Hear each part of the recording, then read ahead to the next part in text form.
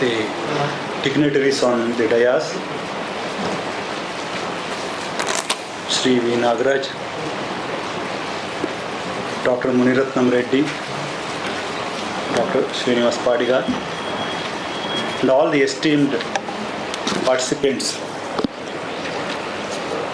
At the outset, I must submit my thanks to the organizers, Sri S. V. Nagaraj and especially Dr. Padigar, who invited me to deliver the keynote address to the seminar on early Kadambas and their times.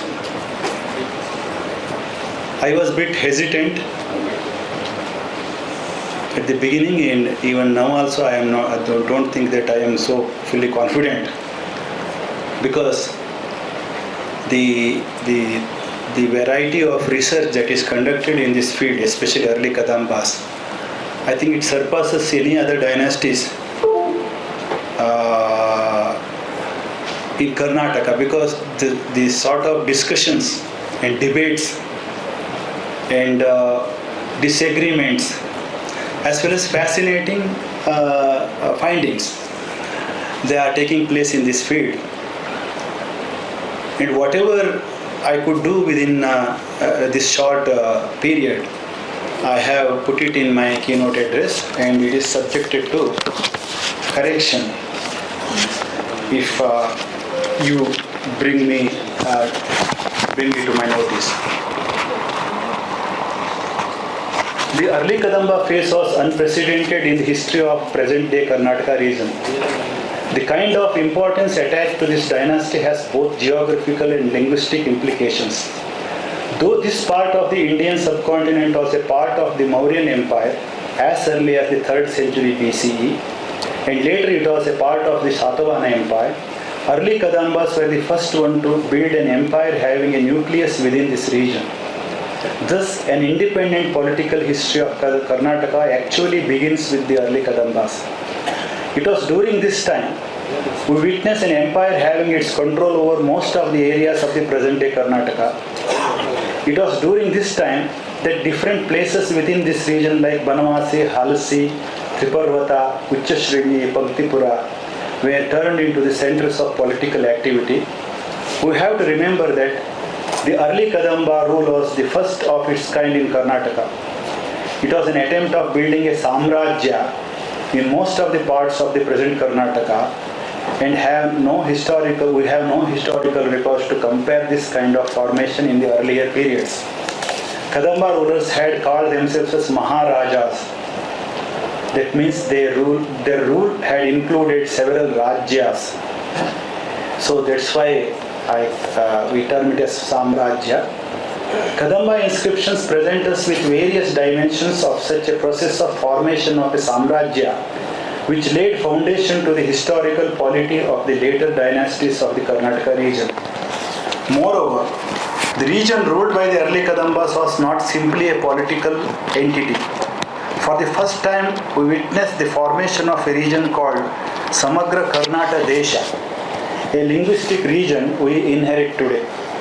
The historical records reveal that the formation of the early Kadamba rule was intertwined with the present linguistic region called Karnataka. We start getting the earliest Kannada public records from this period in the form of inscriptions, apart from a strong presence of the Kannada language in the Sanskrit records of this period, which I will explain in later part of this address. Kadamba dynasty nurtured a regional polity based on the regional Kannada vocabulary and practices, which laid foundation to the polity of the later dynasties like early Chalukyas and Rashtrakutas and the later Chalukyas, and continued up to the early modern period. The first part of my lecture, actually it is a brief historiographical sketch what has been done in the writing history of Kadambas since the age of rice and fleet. So I am not going to read every sentence here, but to highlight certain points. We can demarcate three phases. It is in the last paragraph of 4th page. We can demarcate three phases in Kadamba historiography.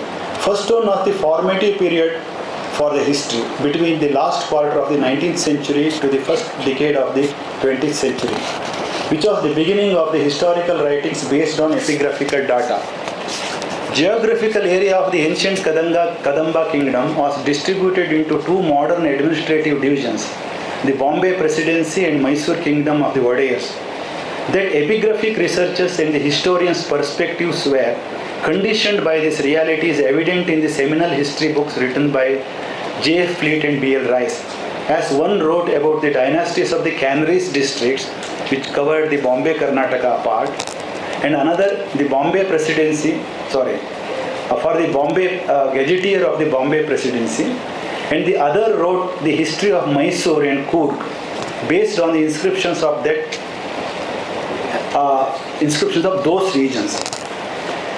J.F. Fleet in the Dynasties of the Canaries districts published in 1882 included a brief history of the early Kadambas in the chapter on early dynasties. All he had at the time were 10 copper plate grants from Halsi and Devagiri.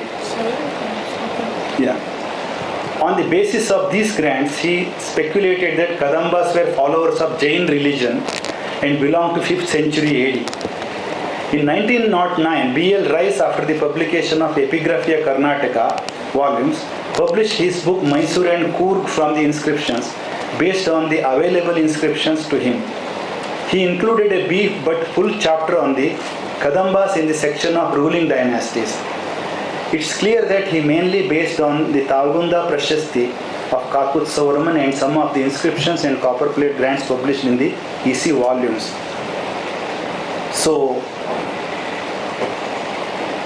the status of early Kadamba history in this period was a mixture of epigraphic data and wild speculations, sometimes far-fetched, as Rice says that Jayanti Madhukeshwara of Banavasi was their family god. Actually, he meant the Kadambas of Hangal, because none of the early Kadamba records mention Madhukeshwara as their deity. So, nevertheless, both Fleet and Rice were the pioneers of the Kadamba research, and their contributions can never be underestimated. In the second phase, not only the early Kadambas were recognized as an independent entity and they constitute an essential part of the Karnataka history, but many new inscriptions were brought to light to ascertain that this was an important political phase in the history of Deccan and Karnataka. Here we have Morris as a publication on Kadamba Kula, a history of ancient and medieval Karnataka in 1931, the first independent book dealing with the Kadamba Kula. That means he not only deals with the early Kadambas, but he deals with later Kadamba families also. However, this book discussed about early Kadambas in 68 pages at the beginning and devotes rest of the 240 pages for the political history of the later Kadamba lines, mainly those of Hangal and Goa. So here actually, if we read Morris's writing on Kadamba Kula, the first thing is that this was the first attempt to bring a united history of Kadambas. That means it was not either Bombay Presidency or old Mysore, but Kadamba as an independent dynasty ruling in both these areas. And the topics he took up for discussion about the genealogy, chronology, and issues like matrimonial alliances in some Sanskrit sources, etc., which shows that Morris set the terms and conditions of writing Kadamba history, which continued up to this day. The certain discussions about genealogy, chronology, and other aspects, they are discussions, important discussions in Kadamba historiography even to this day. To that extent, Morris lays a foundation to the present day Kadamba historiography. Early Kadambas found a separate chapter in the history of books of this period, especially in Karnataka history, in which we have R.S. Panchamukhi and P.B. Desai, They included a particular special chapter on Kadambas, and Govinda Pai's research, a lengthy article in 2 parts on early Kadambas. So all this find important place in this phase. In the third phase, the Kadamba historiography was dominated by studies and researches on the inscriptions and other archaeological evidences like coins. So I prefer to demarcate this space from B.R. Gopal's Corpus Kadamba inscriptions and then G.S. Guy's inscription of the early Kadambas. So both these books, apart from their similarity in the structure, they have their own separate discussions and conclusions.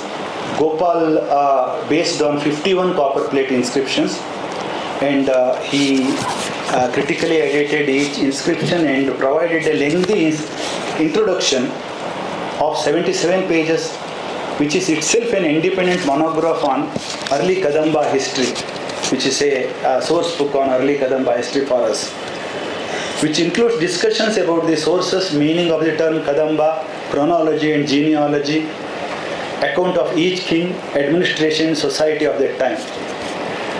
And G.S. Guy, who published his book in 1996, he was critical about many of the conclusions of the early scholars, including the genealogical order and chronology, and he provided his own genealogical chart, and he rejected many of the early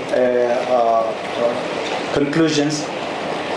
So in that way, it itself actually is another important work. Though he also edited Kadamba inscriptions, he dropped certain inscriptions. He considered only 44 inscriptions, and it makes actually a significant feat in the research on Kadambas.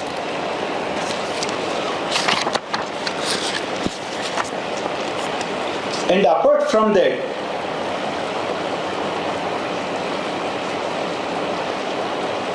there was one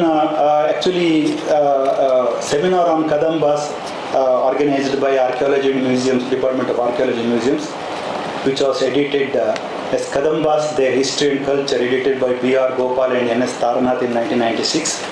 This is a collection that includes updated reviews on various aspects of the early Kadamba history. And apart from these books, there are several articles on different aspects of Kadamba history, especially the primary sources, and then discussions about the earlier conclusions, rereading of the inscriptions, reinterpretation of the inscriptions and lines of inscriptions. All this took place so rigorously after the beginning of 21st century, that which shows that Kadamba actually historiography is very much alive today. So several new development had taken place. More important is that today, if we count total number of inscriptions, it goes up to 70. And I have to admit the help given by certain scholars like Shejeshwar and Gautam Jantkal, and then Jagdish Arisi Baglar. They have provided certain informations about the updated researches in this field. Totally 70 inscriptions. That means 19 new inscriptions after B.R. Gopal. And Devarkonda Reddy has reported 3 Kadamba inscriptions. And in 2003, I myself published one Mrageshwarman's inscription, copper plate inscription from Harnahalli, which refers to Mattaru in Kannada. So the first reference to the Kannada term Mattaru in Kadamba inscriptions. But most fascinating discovery is in 2008. Samak Jagdish and Ramesh Joyce published a booklet on one of the most fascinating discoveries of 6 copper plate inscriptions from Artale Gadde. It brought actually to light one new ruler, Priyavrata Varman, who was referred as Priyavrata in some early inscriptions, but it shows that he was an independent king. And they were originally published in 2002, and they brought out in a booklet in 2008. So another copper plate is the most interesting copper plate is that belongs to Krishnavarman II, which mentions 109 names of the Brahmanas who received a grant with their gotras and charanas, not in Sanskrit language. So most interesting copper plate. And then Shejeshwar has brought to light one Kadamba inscription from Kelagundi, and recently Ramesh Rejambur has reported in some newspapers that from Sigga he has reported an inscription. So finding the primary sources in the case of Kadambas, especially in the form of inscriptions, is actually, I think it is going on. We can await for new inscriptions in future. The thing is that people have that copper plate, they are not just, they are letting it out. Just like in while playing cards, no, they keep some cards. They don't let it out. So like that, I have a doubt that even still today, people are not disclosing many of these copper plate inscriptions because of their ignorance about these copper plate inscriptions. So another more important field is the excavations that have taken place in Gudnapur, Talgunda and Halsi. Halsi I have not mentioned it particularly, I will include it later. And especially Talgunda has brought out one Kannada inscription which the excavators claim that is earlier than Halmidi, and there are of course differences of opinion about it. But anyway, every discovery in archaeology is subjected to later corrections and modifications. And one of the most important find is by Rajshekarappa in 2001, the publication. I could not find when he did this job. An inscription by, actually it was thought to be Mayura Sharma's inscription in Chandravalli in Prakrit, and talking about his conquests. But Rajshekarappa's rereading, and really if you see that boulder there, it requires certainly a stalwart to reread it, because reading itself is locating the inscription, it is not possible. And his rereading has revealed that it is not Mayura Sharma, it is Mayura Varma. And it talks about strengthening a tank and settling people there. Recent numismatic studies have added interesting evidences to early Kadamba history. As I earlier said, I am thankful to Gautam Jantkal for the information. Especially earlier, actually, till recently, whenever it was talked about coins of Kadamba, early Kadambas, it was Padmatankas. Today, I think candidates are different. So there are many lead 14 coins and copper coins, and then gold coins, especially by in 1978, Sisodias attributed 2 die-struck coins to the early Kadambas. The letter Bha with Bhagiratha Varma, and recently the coins having the legends Mana Rasi and Dosha Rasi, which are attributed to Kadambas, reported by Mukund Prabhu, M. Girjapati, Subramanya L. and K. Ganesh. And then Gautam Jantkal himself has reported a coin with the legend Toduva Rasi. We don't know the ruler. In case of Mana Rasi and Dosha Rasi, it is decided that it is Krishnavarman II. But who is Toduva Rasi, we don't know, because in Devarakonda I read this Hangal that he reported by the inscription from Hangal. which mentions Toduvarashi, but we don't know. Dharma Maharaja Toduvarashi, but we don't know the exact name. And N.M. Pai has brought to light coins with legend Sri Kamalaya with Ravi Varma on the back side, obverse, reverse. It is very quite significant because we have Budnapur inscription of Ravi Varma which speaks about Ravi Varma constructing Manmatha temple and initiating the Utsava on Madhu month, Chaitra month. And this coin is quite significant because it corroborates that event. It says that he also issued a commemorative coins on that event. And T.M. Keshava has reported a coin, gold coin from Talgunda with a single letter K, which he attributes it to Kakustha Varma. In the excavations, I have also taken a review of excavations. And in the second part, I would like to discuss certain things which are interesting, which I found interesting in the Kadamba history. In this part, I would like to take a review of what interests me in the Kadamba history, early Kadamba history, and its importance in understanding the legacy of the early Kadambas. A brief review of historiography of the early Kadambas undertaken so far points towards several unresolved discussions in their history, and especially genealogy and chronology. About chronology, what I feel is that so far as the sequence of rulers is concerned, we can reconstruct it. But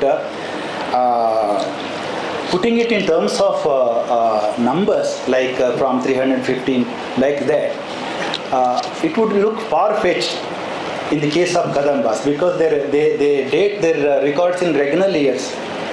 Then you have to go to some 6th century, some astronomical constellations, which comes thrice in that particular century, and you have to choose one and then date it back and assign your own date to ruler's reign period. This is all far-fetched, and actually I don't think it yields any fruit. So my question is, why are we so particular, obsessed with providing such a type of chronology to the dynasties, not only Kadambas. In India, when this the Shaka eras, which can be converted to common era, when they start using such eras, then we can do something. But before that, on the basis of the regnal year, it will be far-fetched to do such a job, and it will only exhaust the energy of the historians. And many discussions which were initiated centuries back, like Kalidasa's visit to Kadamba court and matrimonial alliances, of course there is a grain of truth in that, but for centuries we have struggled with that. We could not add another grain to it. So that is the status of those researchers. So instead of focusing our studies and discussions on such impossibilities, it would be fruitful. It's on 14 page. It would be fruitful if we do what is possible. Finding the primary sources, engaging critically about their accurate meaning and reference, and reconstructing sequences of the events is an essential task to write history on any topic, and that is possible in the case of early Kadambas also. A broad frame of time sequence of rulers and events with unfilled grey areas is also possible to a certain extent, with the help of which we can also engage in reconstructing dynastic history of the early Kadambas without trying to fit it into speculative chronological details. There are uncontested and commonly held views and information which can be used for historical analysis and reasoning. We can leave the disputed conclusions to the experts in respective fields to settle. And along with disputed conclusions, there is a possibility that we can write authentic history of Kadambas. We have to cognize what are the areas where we can write authentic history and what are the disputed parts. When it comes to historical reasoning, There are hardly any serious studies which focus on the nature of the early Kadamba rule and cultural importance of the records. There are a few attempts to understand this process with the help of existing theoretical frameworks in Indian historiography. When it comes to understand the nature of ancient Indian Rajyas, it is invariably conceived as a state. The models like monarchy, despotism, centralized state, feudalism, segmentary state, integrative state, patrilineal state are some of the examples with which scholars have tried to understand the nature of ancient Indian Rajyas. I have given a brief review of all these views here. And towards the end of last paragraph of 15th page, modern debates about ancient Indian Rajyas are based on the assumption that they were the variants of European states. State is an order or a system founded on the principle of sovereignty. Sovereignty is an all-pervading power to control the subject people within a territory through laws. This also signifies absolute territorial control. It is a rule of law of the sovereign to which every subject should obey. The sovereign power is vested with a person called monarch in the monarchical system. When we talk about monarch, this is the special implication in the Western historiography. This sovereign had the power to make laws, punish people and govern them. Modern debates on the nature of the Indian Rajyas or Samrajyas have presupposed them to be variants of European system. However, the actual functioning of these Rajyas in India, as reflected in the native sources of evidence, do not tally with the idea of the state, sovereignty. The recent studies also have shown that the concept of sovereignty was absent in the Indian treatises on polity, like Arthashastra. King cannot possess sovereign power if he allows and encourages self-law making and ruling units to exist within his kingdoms. That was the case with Indian Rajas. Early kings granted villages to Brahmanas, Viharas with absolute exemptions from kings Danda, Kara, and entry of his Bhattas and Chatas. There were Gramas, Nadus, Shrenis, Nakhara, and similar such self-ruling bodies within a kingdom in ancient and medieval India, which Burtonstein identifies with segmentary state. Again, he brings concept of state there. Our history books talk about local self-government, a term that refers to the assemblies in local administration and decision-making existing in these Rajyas. The title Maharaja itself signifies that there were Rajas under his rule, who were full-fledged rulers for all practical purposes, including waging wars and extending their frontiers. If we read Dinakar Desai's Mahamandaleshwar of Chalukyas of Kalyana, we realize the mechanisms of such a rule. A preliminary glance over the early Kadamba inscriptions would suffice to confirm that this was the case with their kingdom also. There were Mandalikas, Samantas, Gramabhojakas, ruling lines like Sendrakas and Kaikeya kings, and the kings of their own Kadamba line ruling from other branches within their kingdom. Villages were granted with exemptions. What we see in all these cases is that early Kadamba Samrajya was anything but a sovereign state. Therefore, any modern debate about state structure fails to provide its relevance in the context of early Kadamba rule or any other such Rajyas or Samrajyas in India. But the task of explaining such a rule is still awaited. The term Dharma Maharaja, which was the title of few early Kadamba kings, interesting thing is that this was the first occurrence of the Dharma Maharaja is on a coin. Today I saw in the coin exhibition, the Buddha, what is it, Buddha, Buddhananda, Satakarani, he has used Dharma Maharaja, which Kadambas have inherited from them, which was a title of a few early Kadamba kings, provides a clue to know the nature of kingship during this period. This term represents Indian concept of a ruler, which is far different from the concept of sovereign in the Western polity. Indian kingship was based on Dharma concept, not on the concept of sovereignty, right from the Maurya period. Dharma Maharaja indicates another familiar term in Indian polity, Rajadharma, which is so widely discussed in our Itihasa and Smriti editions. According to our traditions, Rajadharma, apart from all kinds of duties of a king, was the source of all dharmas within a Rajya, because it was the duty of the king to protect and enable the dharma of people. If the Raja tries to impose his will on the people, tries to transform or destroy the dharma of people, it is a violation of Rajadharma.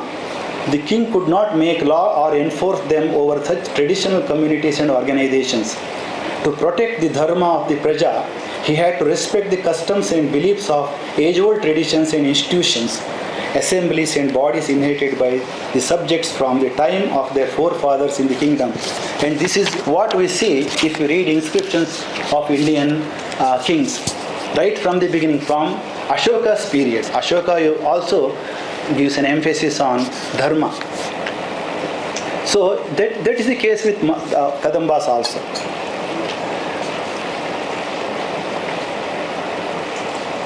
An extremely important, this is 18 page, first para. An extremely important development that draws our attention in the early Kadamba period in this region is related to the changes happening in the political culture within this region. The Sanskrit copperplate grants and the prashastis of the early Kadambas were introducing a new set of concepts and practices connected with the polity of this region. Such concepts and practices were rooted in the Vedic and Puranic traditions. Use of classical Sanskrit for the inscriptions, often using prashasti in Sanskrit kavya form to ideologize the ruler, construction of a Vamshavali in accordance with the Puranic descriptions, performing Ashwamedha and a set of Vedic rituals connected with the royal code, especially making the Agrahara grants and settling the Vedic scholars, and other similar practices indicate the emergence of a new concept of royalty rooted in Itihasa Purana traditions, which is not so clearly visible in pre-Kadamba period in Indian history. Of course, in Shaka Kshatrapa inscriptions, in the inscriptions which we saw, they have that presence, but it's in full-fledged form from Kadamba period. The above historical process was not only pan-Indian, it was present in the history of the Southeast Eastern Asian kingdoms also. Sheldon Pollock, who has drawn our attention about this striking feature and conducted extensive research on this process, terms it as Sanskrit cosmopolis, as a political cultural idiom.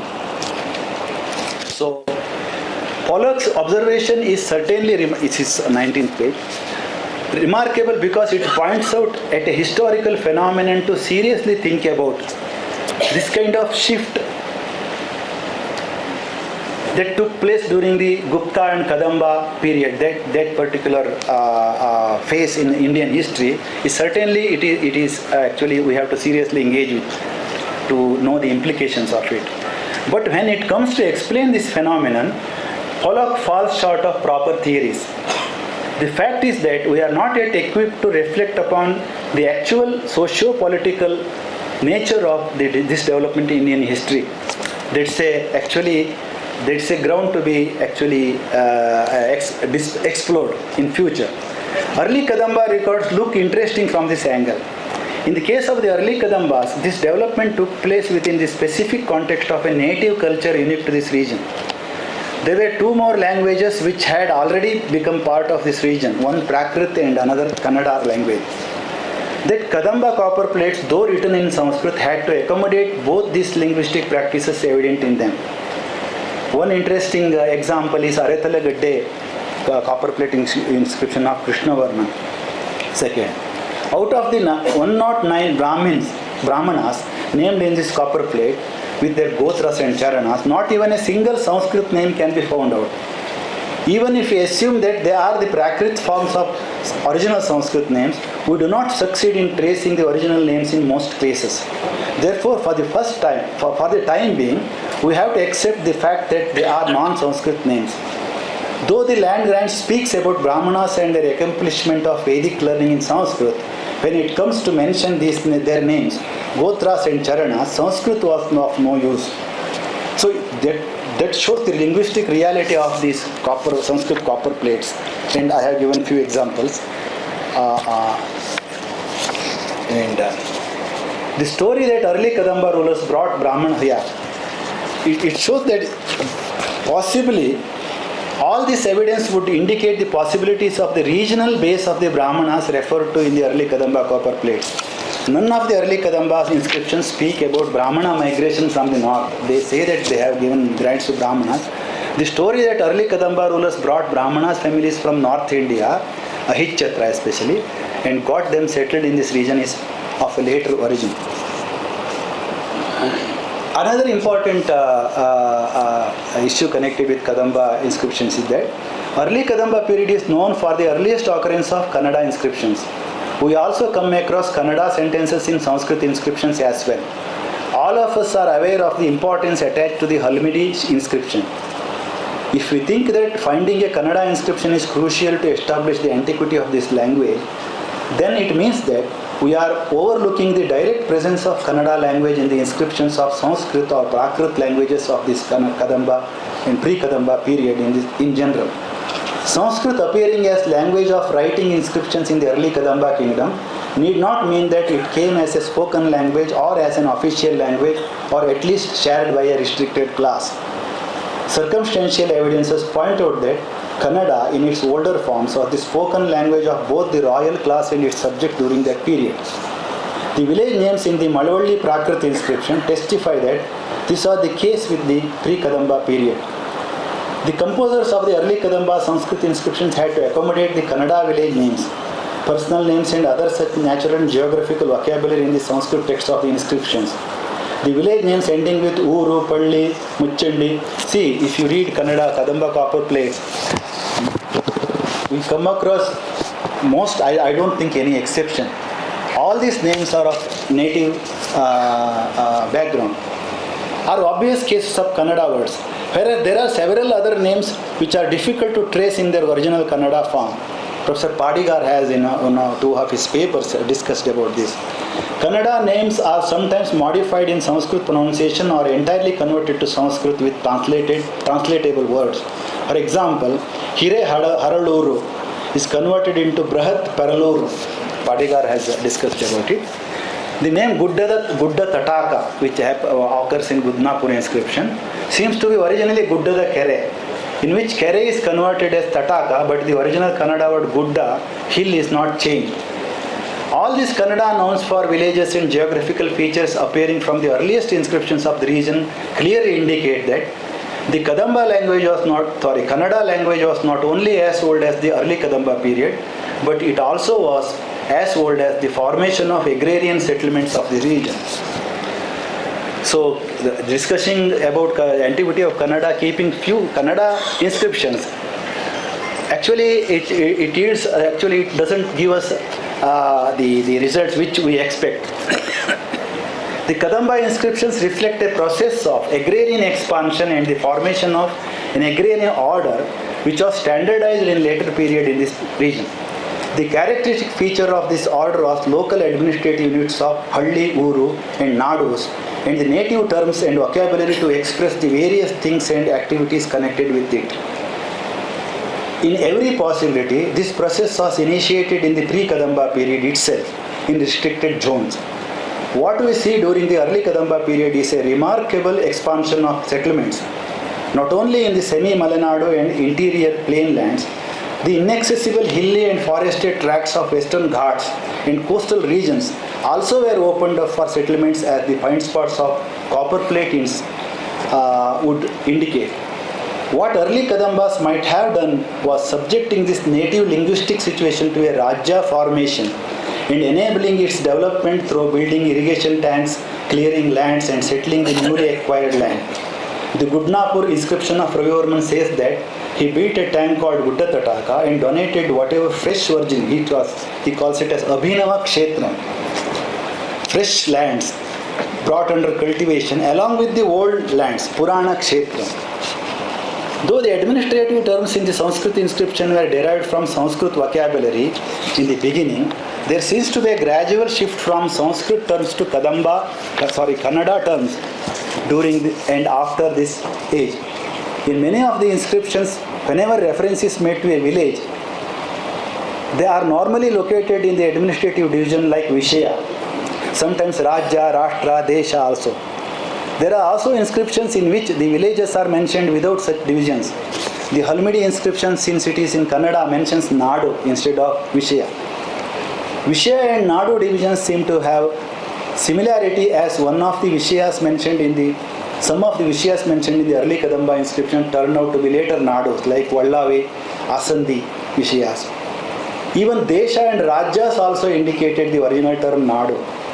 Padiga traces the term Nadi Madhya Desha to Edakure Nadu and Antar Malaya Raja to Edavetta Nadu. As mentioned earlier in the Harnalli copper plate of Magashavarman, the term Mattar occurs in the place of Nivartana. It indicates that the native measure called Mattar, which became popular in the later period, existed during the early Kadamba period itself. The early Kadamba records also mention measuring rods Mana, like Karpateshwara, Vatsakotaka, etc. Such measures were characteristic features of Mattar system of measurement in this region in later period. Dr. Jagadish has done a detailed study on this. Because Mattar was actually, the area of Mattar was not decided by the geographical, the measurement area. It was on the productivity of the land. So, a land with higher productivity, the Mattar was smaller. In the land of lower productivity, the Mattar was larger because Kamba. The Kambas were the real Manas. And some Mattars consist of 800s of Kambas, some Mattars, some 150 or 200 Kambas. And with no logic we can understand it. Unless the Mattar itself became big and small. Then he studied the other associated evidence, and he comes to conclusion that like dry land and wet land, which was the consideration in revenue fixation even during the British period also. But and Mana, actually Mana depended upon the Angula. Angula varied from region to region. That is why they needed all Karpateshwara, Mana, Vatsakotaka or Berundeshwara, Gale, that Mana was the later Gale. So because there should be some objective reference point in that village, otherwise there will be no ending in for conflicts for the border of agrarian lands. So they solved these conflicts through such manas, which began during the Kadamba period itself. And I also came to know that there are Kadamba copper plates, inscriptions, we have Kannada numerals. So this shows that these are but few examples to bring home the fact that though Kadamba inscriptions present us with a set of Sanskrit terms, there is a possibility of them translating native Kannada words in which the kings and the officials were also conversant. This concluding part. The foregoing review is but a rather hasty attempt to delineate the significance of the early Kadamba phase in the history of Karnataka and India. This is not an exhaustive survey of the sources and historiography of the early Kadambas, and I am open to the suggestions given by any one of you. If I have left some topic, or if I have to modify certain views, you can discuss with me. What we realize at the end is that there are two kinds of challenges in reconstructing the history of the early Kadambas or any native dynasties of India. The first challenge is connected with the recovering genuine source material and the authentic information it can provide us. The second challenge is to understand an Indian past with this information. We know how to face the first challenge because we are properly trained for almost 2 centuries to do this job. The second challenge is not that easy to cognize, not only to face, to cognize itself, because the process of Indian history writing was basically a systematic process of distortion of the Indian past into the framework of European terms and concepts. As a result, we are trained for centuries to engage with our past in a distorted manner. To come out of this colonial consciousness and recovering our past from the Indian history is a challenge for the future. I hope I have also conveyed the gravity of the second challenge in the context of the early Kadamba historiography. Here I end, and once again I thank all the organizers for giving me this opportunity. Thank you.